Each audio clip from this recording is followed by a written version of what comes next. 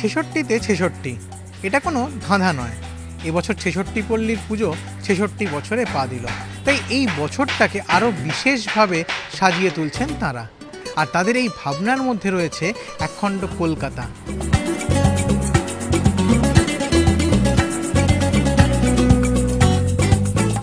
কবি বলেছেন, এই কলকাতার মধ্যে আছে আর একটা কলকাতা, হেঁটে দেখতে শিখুন।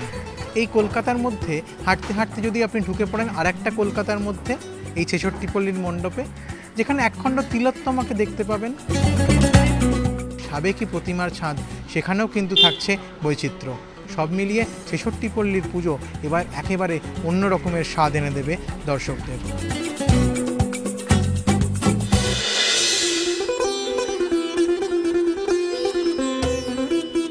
পুজোর সময় গ্রামে গোয়াল কীরকম হয় সেই ছবিটা তুলে ধরবে দর্পনারায়ণ ঠাকুর স্ট্রিট। এই পুজোতে থিমের নাম গোয়ালিনী মা। গরুর প্রচুর গুরুত্ব আমরা মানব সমাজে পেয়েছি। কখনো সে ব্যবসার কাজে লেগেছে, কখনো সে কৃষিকাজে লেগেছে, কখনো বা সে পূজিত হয়েছে। এবং উপরি পাওনা হিসেবে পুজোর সময় যেটা দেখা যাবে, এই গোয়ালের মধ্যে একেবারে আস্তে একটা গরু দাঁড়িয়ে থাকবে মানুষজনকে স্বাগত করার জন্য।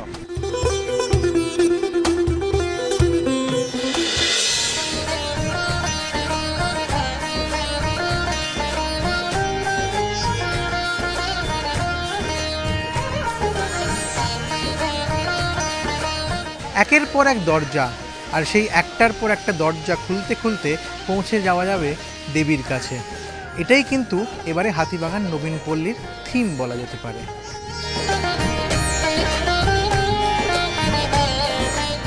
রাজস্থানের এই বিশেষ শিল্প, যেখানে দেখা যায় যে একের পর এক কাঠের দরজাওয়ালা এই ধরনের বাক্সের মধ্যে আঁকা রয়েছে হরেক দেবদেবীর কাহিনী, পৌরাণিক কাহিনী, আর এইভাবেই একটার পর একটা দরজা খুলে পৌঁছে যাওয়া যাবে শেষ পর্যন্ত দেবতার কাছে।